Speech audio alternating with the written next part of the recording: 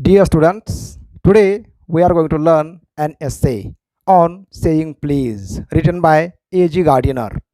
A.G. Gardiner was an English journalist, editor, and author. His pen name is Alpha of the Plough. His essays are very popular. They teach us the basic truths of life in an easy and amusing manner. In this essay, the writer points out the value of good manners in social life. He gives the importance to courtesy and politeness in our daily behavior. By giving various examples, he proves that good manners make the social atmosphere pleasant, whereas bad manners pollute it. According to the writer, we should be polite and we must accept impoliteness from others as a part of life. Let's begin the lesson. New words from the lesson. Discourtesy means lack of courtesy or rudeness. Assault and battery means an attack which includes threats and violence. Retaliate means to do something harmful to get a revenge. Assailant means an attacker. Legislate means to make a law or laws. To box means fight with the fists.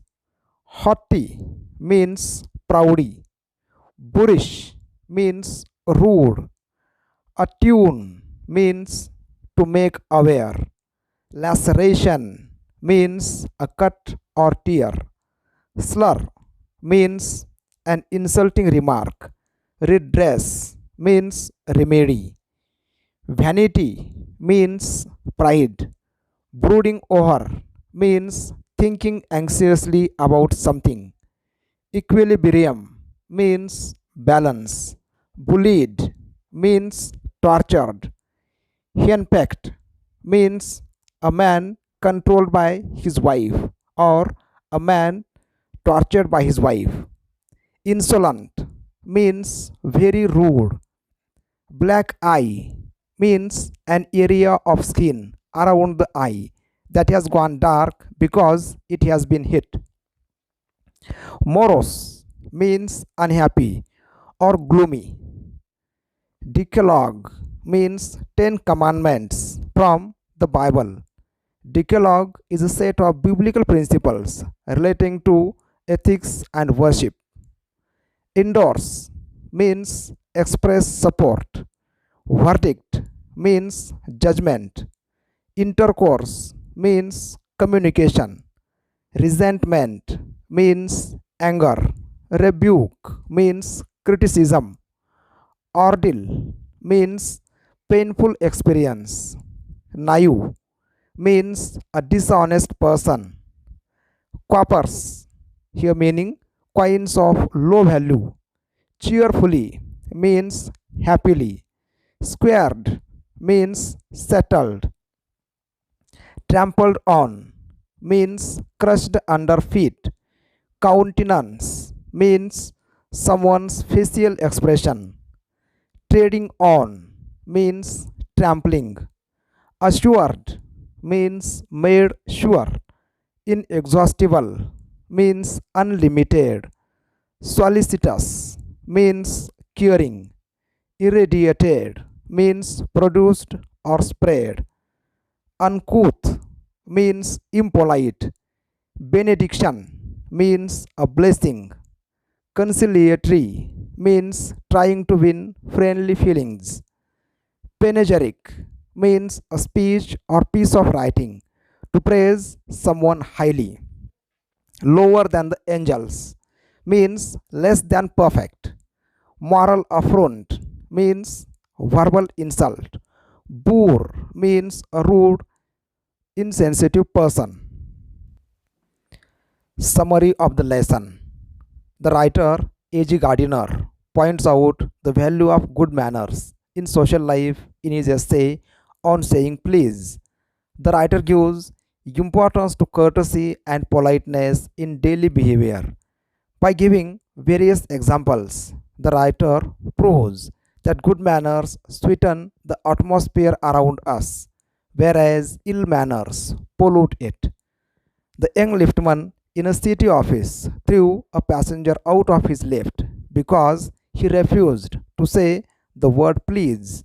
The next morning, the liftman was fined for his offense. Discourtesy is not a legal offense. The passenger was a rude person, but the law does not allow us to punish such people. The law does not compel anybody to say please. Good manners and bad manners both are infectious. The principle of tit for tat is applicable for manners. The use of words like please, thank you, excuse me, welcome, etc. make the communication friendly. The writer gives another example of a bus conductor. Once the writer forgot his money pocket at home. He told this fact to the conductor. The conductor cheerfully gave him a ticket and asked the writer to pay the fare afterwards. The author was surprised by his polite behavior. One day, the writer's sensitive toe was trampled by the bus conductor. He said, "Sorry, sir." The author forgave him and assured him that he had not been hurt. This was the impact of polite nature. The writer praises the conductor because of his good nature. We can learn a lesson of wisdom and politeness from the conductor. In this essay, the writer motivates all the readers to follow good manners. Good manners sweeten the social atmosphere. We should be polite to all, and we must accept impoliteness from others as a part of life. Now we will begin the lesson. Open your textbook on saying please. The young liftman in a city office who threw a passenger out of his lift the other morning and was fined for the offense was undoubtedly in the wrong. It was a question of please. The complainant entering the lift said top. The liftman demanded top please, and this concession being refused, he not only declined to comply with the instruction but hurled the passenger out of the lift. This, of course, was carrying a comment on manner too far. Discourtesy is not a legal offense and it does not excuse assault and battery. At the beginning of the essay, the author tells one incident. There was a young liftman in a city office who threw a passenger out of his lift. The next morning, the liftman was fined for his offense. It was a quarrel of the word please. The passenger said top, but the liftman demanded top please. The liftman's demand was refused by the passenger. So the liftman made this offense. He threw the passenger out of the lift. Impoliteness or discourtesy is not a legal offense. So only the liftman was punished. He was fined. If a burglar breaks into my house and I knock him down, the law will acquit me. And if I am physically assaulted, it will permit me to retaliate with reasonable violence. It does this because the burglar and my assailant have broken quite definite commands of the law.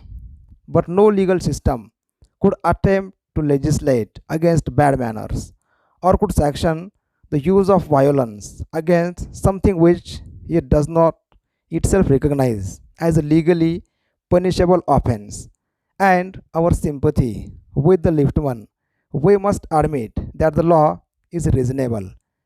It would never do if we were at liberty to box people's ears because we did not like their behavior or the tone of their voices or the scowl on their faces. Our fists would never be idle and the gutters of the city would run with blood all day. The author tells that if a burglar breaks into our house, we may knock him down. The law will protect us if we are physically attacked. We may fight back for self protection, but there is no law against bad manners, and the law does not allow us to punish such people. The writer tells us that we do not have liberty to box people's ears because of their bad manners. I may be as uncivil as I may please, and the law will protect me against violent retaliation. I may be haughty or boorish, and there is no penalty to pay except the penalty of being written down an ill mannered fellow.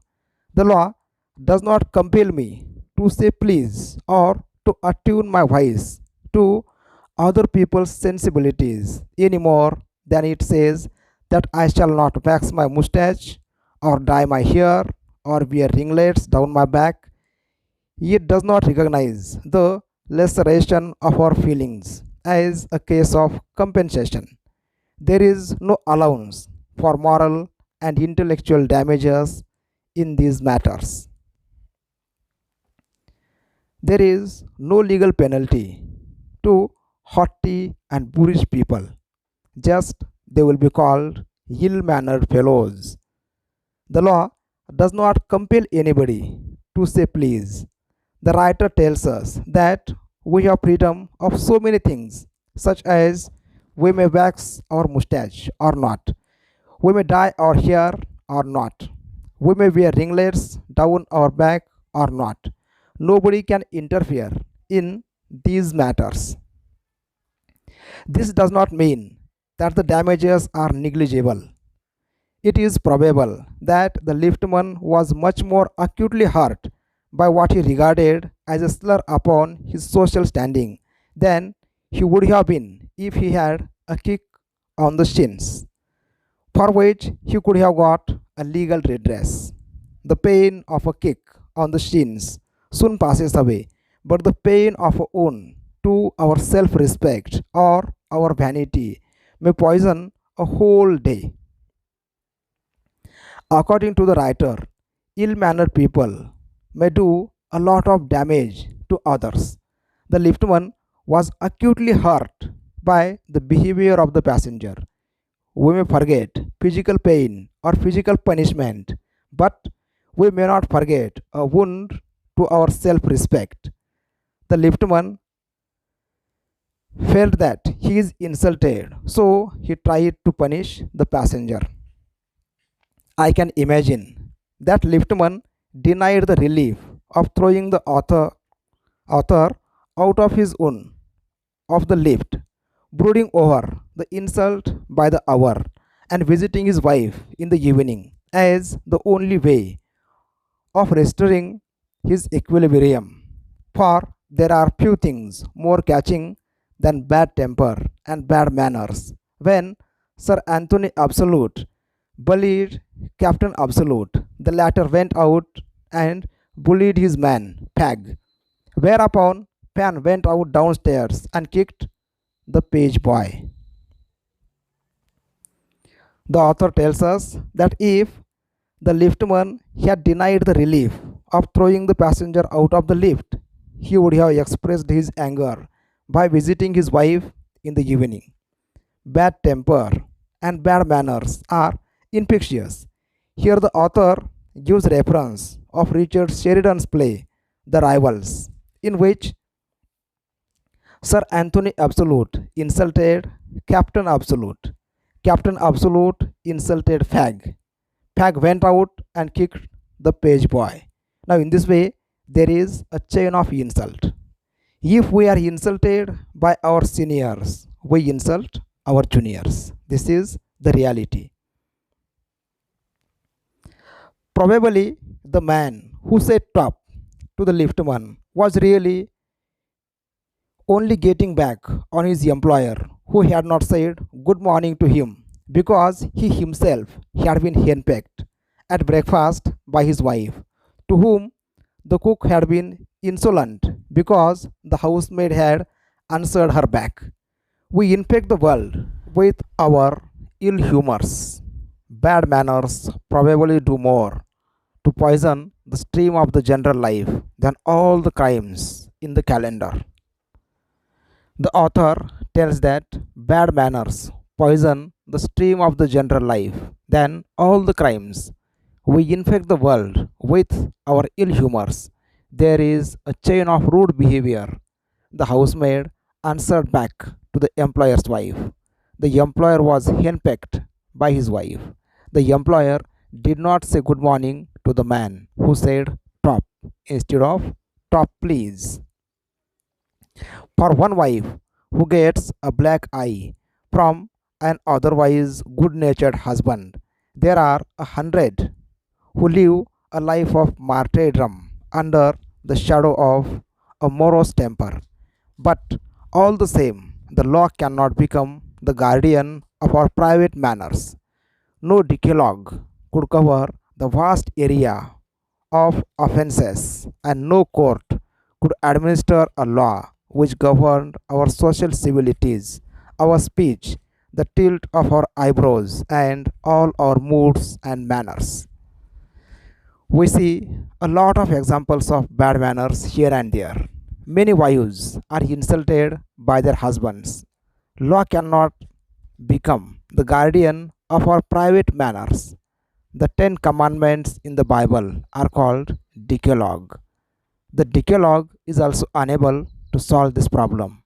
All the laws and all the religious books are unable to prevent bad manners in society. But though we are bound to endorse the verdict against the leftman, most people will have a certain sympathy with him. While it is true that there is no law that compels us to say please, there is a social practice much older and much more sacred than any law which enjoins us to be civil. And the first requirement of civility is that we should acknowledge a service. Please and thank you are the small change with which we pay our ways as social beings. According to the writer, though the verdict is given against the liftman, we have sympathy for him. No law can compel us to say please.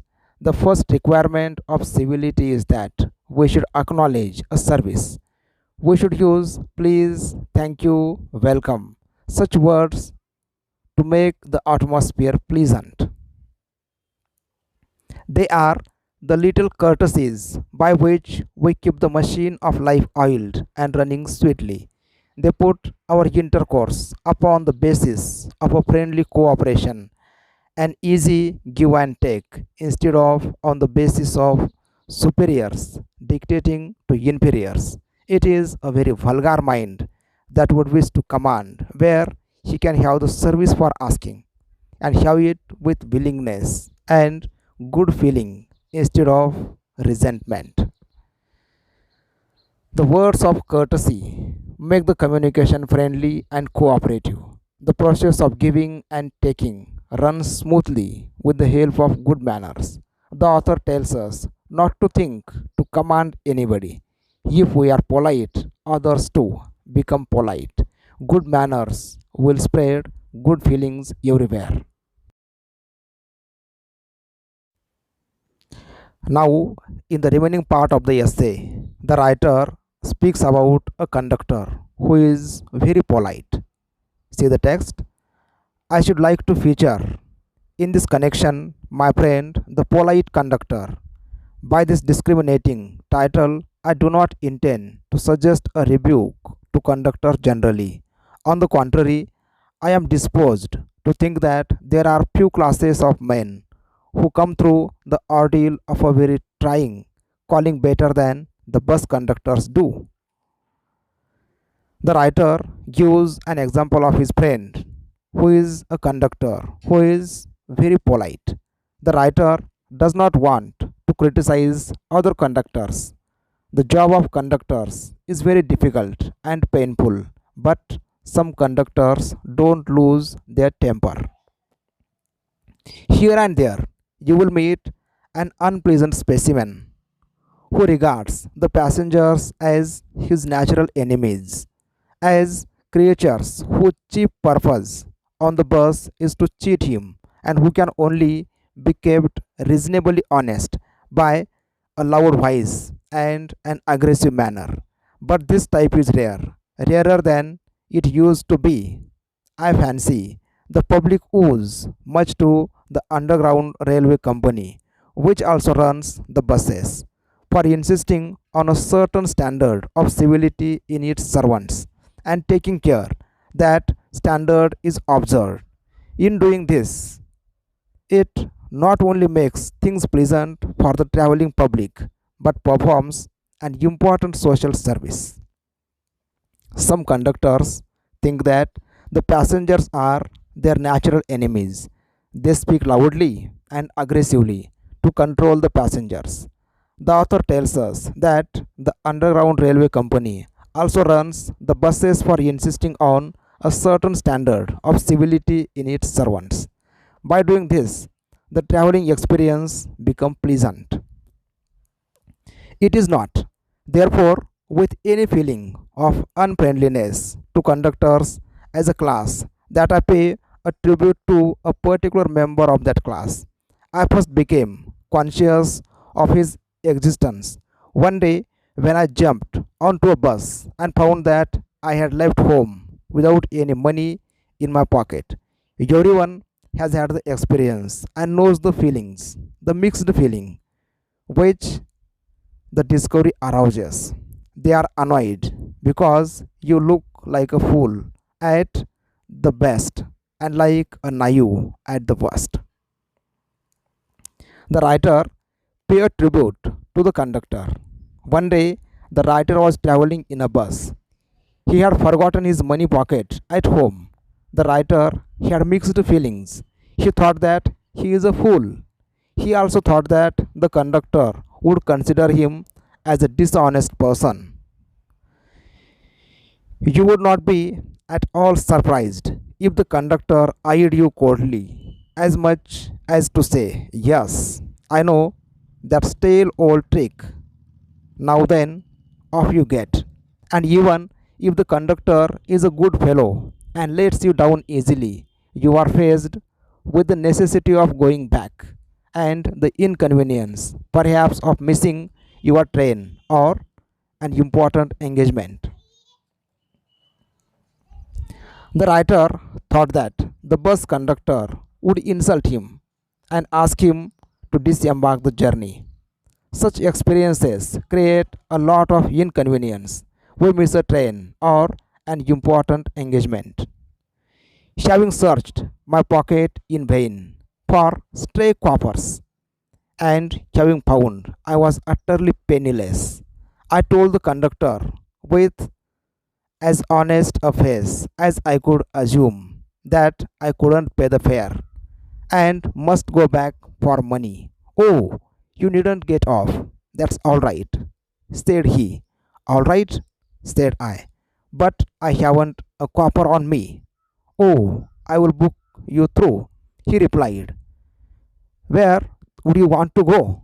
And he handled his bundle of tickets with the air of a man who was prepared to give me a ticket for anywhere from the bank to Hong Kong. The author searched his pockets to find out some coins, but he was penniless. He told the conductor honestly that he couldn't pay the fare and he wanted to go back for money. The conductor was very polite and a very good fellow. He replied with a smiling face that he will book the ticket. He was ready to give a ticket for anywhere from the bank to Hong Kong. I said it was very kind of him and told him where I wanted to go. And as he gave me the ticket, I said, "But where shall I send the fare?" "Oh, you will see me someday, all right," he said cheerfully.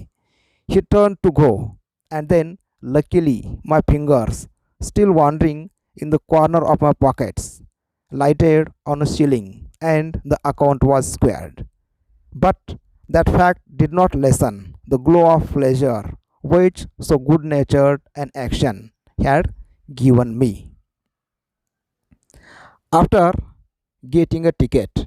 The writer asked him, "Where shall I send the fare?" He said cheerfully, "You will see me someday, all right." After some time, luckily, he got a shilling in the corner of his pocket, and the writer paid the bus fare. The author remembers the conductor for his good nature, for his good behavior. A few days after, my most sensitive toe was trampled on rather heavily as I sat reading on the top of a bus. I looked up with some anger and more agony, and saw my friend of the cheerful countenance. "Sorry, sir," he said. "I know these are very heavy boots. Got them because my own feet get trod on so much, and now I am treading on others other people's. Hope I didn't hurt you, sir." He had hurt me, but he was so nice about it that I assured him he hadn't. A few days after, the writer sat reading on the top of a bus. Somebody trampled on his sensitive toe heavily. He looked up with some anger and more agony. He saw the cheerful face of the conductor. The conductor expressed sorry to the writer and also said, "Hope I didn't hurt you, sir." The conductor had hurt him, but the author assured him that he hadn't. It was the impact of his polite nature. After this, I began to observe him whenever I boarded his bus, and found a curious pleasure in the constant good nature of his bearing. He seemed to have an inexhaustible fund of practice and a gift for mankind, sorry, and a gift for making his passengers comfortable. I noticed that if it was raining, he would run up the stairs to give someone the tip that there was room inside. With old people, he was as considerate as a son, and with children, as solicitous as a father. After this, the author saw him many times. He was a man of patience and making his passenger journey comfortable. He was very cooperative to all. He helped the elderly people as a son, and he was taking care of children as a father.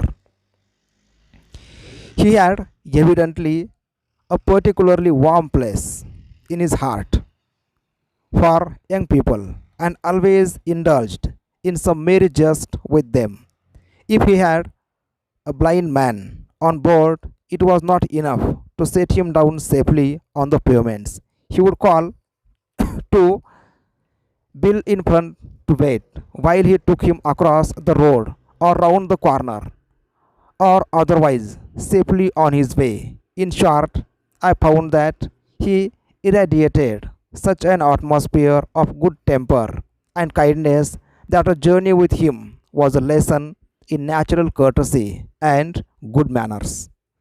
Again, the author praises the conductor that he was always in cheerful mood. He was also helping blind people in the journey. By his good manners, he gave the message of good temper and kindness. The writer tells us that a journey with him was a lesson in natural courtesy and good manners. What struck me particularly was the ease with which he got through his work. If bad manners are infectious, so also are good manners. If we encounter civility, most of us are apt to become uncivil. But it is an unusually uncouth person who can be disagreeable with sunny people. The writer liked his skill of working. According to the writer, bad manners as well as good manners are infectious.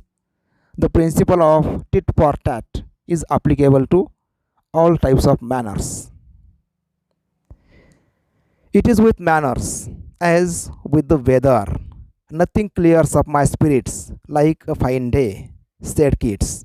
And a cheerful person descends on even the gloomiest of us with something of the benediction of a fine day. And so it was always fine weather on the polite conductor's bus, and his own civility, his solicitary address, and good humored bearing infected his passengers, enlightening their spirits. He lightened his own task. His gaiety was not a wasteful luxury, but a sound investment. The writer gives a reference of a quotation by John Keats. Nothing clears up my spirits like a fine day. The behavior of the conductor was like a fine day. His bus was a pleasant place for the travelers. The author thinks that his behavior was a sound investment. I have missed him from my bus route of late, but I hope that only means that he has carried his sunshine on the another road. It cannot be too widely diffused in a rather drab world, and I make no apologies for writing a panegyric on an unknown bus conductor. If Wordsworth would gather lessons of wisdom from the poor leech gatherer on the lonely moor, I see no reason why lesser people should not take lessons in conduct from one who shows how a very modest calling can be dignified by good temper and kindly feeling. Sometime the writer missed the bus conductor from his bus route. The world is not a dull place because there are some good mannered people like this conductor. He wants to write a piece of writing to praise the conductor. William Wordsworth learnt a lesson of wisdom from the poor leech gatherer, the same way we learn the lesson of modesty, the lesson of politeness and good temper from this conductor. It is a matter of general agreement that the war has had a chilling effect upon those little everyday civilities of behavior that sweeten the general air. We must get those civilities back if we are to make life kindly and tolerable for each other. We cannot get them back by invoking the law. The policeman is a necessary symbol, and the law is a necessary institution for a society that is still somewhat lower than the angels. But the law can only protect us against material attack, nor will the liftman's way of meeting moral affront by physical violence help us to restore the civilities. I suggest to him that he would have had a more subtle and effective revenge if he had treated the gentleman who would not say please with elaborate politeness. Our polite behavior sweetens the general air. Good manners will make our lives tolerable for each other. Law cannot do this. The law can only protect us against material attack. Physical violence is useless to restore the civilities. The writer suggests the liftman to be more polite to the impolite passenger. He would have had the victory not only over the boor but over himself, and that is the victory that counts. The polite man may lose the material advantage, but he always has the spiritual victory. I commend to the liftman a story of Chesterfield. In his time, the London streets were without the pavements of today, and the man who took the wall had the driest footing. I never give the wall to a scoundrel, said a man who met Chesterfield one day in the street. I always do, said Chesterfield, stepping with a bow into the road. I hope the liftman will agree that his revenge was much more sweet than if he had plunged the fellow into the mud. The writer thinks that the victory over oneself is important. A polite person obtains the spiritual victory. If someone is impolite to us, we should be polite to him or her. The author recommends the story of Lord Chesterfield to the liftman. The story of Mr. Chesterfield teaches us the lesson of politeness. We may change the behavior of an impolite person by remaining polite. Dear students, read the lesson once again and do the all activities given in the textbook. Subscribe my YouTube channel for more videos. Thank you.